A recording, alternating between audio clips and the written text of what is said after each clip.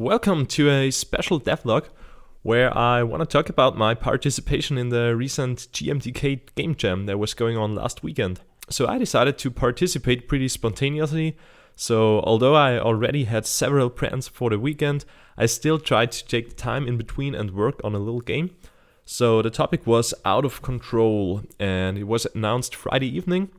Unfortunately, I couldn't find the time to brainstorm until Saturday morning, so that's when I basically started. So I wrote down everything that came to my mind hearing the words Out of Control. The most obvious thing for me was a 2D platformer where you don't control the player but the environment. So the character is running automatically and you have to make sure he reaches the goal. It's definitely something you can do a lot with, but I thought it was too unoriginal. Other things that came to my mind were a plane that gets out of control and you have to deal with messy controls to safely land it, traffic in a city that's out of control and you have to fix it, or out of control physics and playing around with the physics engine. Finally, I thought about the out of control virus. However, making a game about spreading a virus reminded me too much about the mobile game Plague Inc., so I thought about other viral things. I ended up with the idea of spreading a fire. In each level, you basically start with a small fire, and your goal is to burn down the bonfire with the scarecrow. You have to carry and spread the fire using different materials which you can place in the level. At the same time, you have to make sure it doesn't extinguish. So the core elements I had to implement were the fire, its collision detection, and its propagation system. For the fire, I obviously started with a simple particle effect. I then wrote a fire script with a central property energy that controls the intensity of several particle effect properties. Energy decreases automatically over time and increases when the fire is burning certain materials, which I called fuels. One of the most important parts of the system was how to handle collision detection, since the fire's size was constantly changing. I came across the particle effect triggers, which I actually never needed before. Similar to particle effect collisions, triggers invoke a callback method called onParticleTrigger, which is called when any single particle enters, leaves, or moves within another collider. You can then read information about individual particles like current size and even alter them. I used this system to detect collisions with fuel objects on a per particle basis and then changed the state of the fuel based on the particle's size. Fuels have different properties like burn time and ignition threshold, which should make it possible to represent different real-world objects and how they react to fire, like differences between hardwood and straw.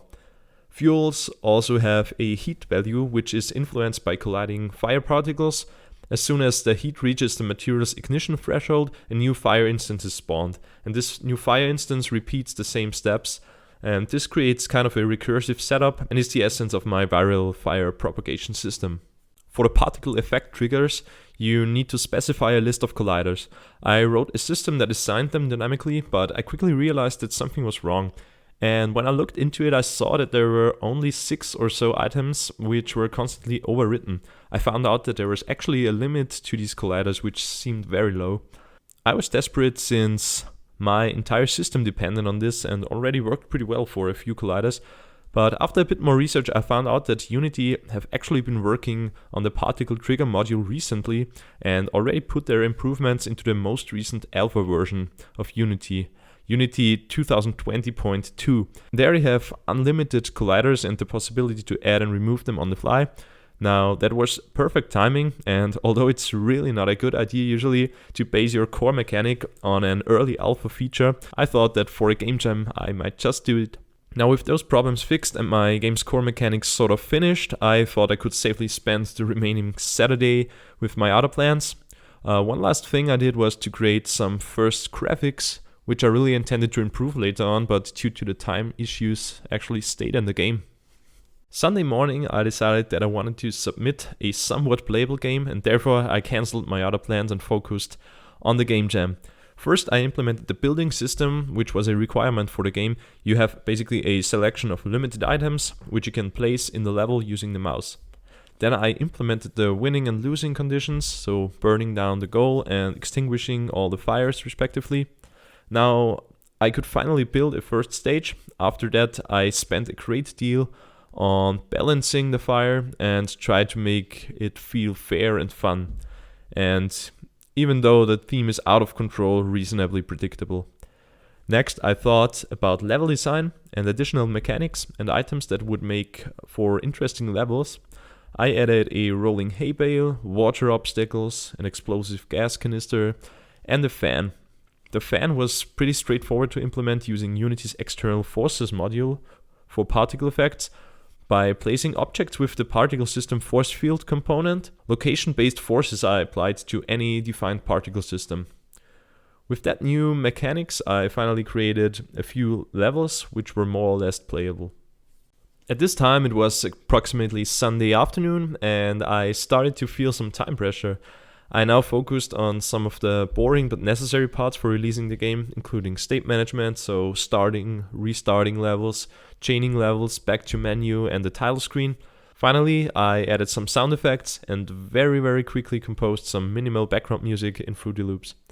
So it was Sunday around 7:30 p.m. then. Things started to come together. I had plenty of ideas for new levels and new features, but obviously no time for that. Rather, I tried to make my existing levels playable, at least to a certain degree.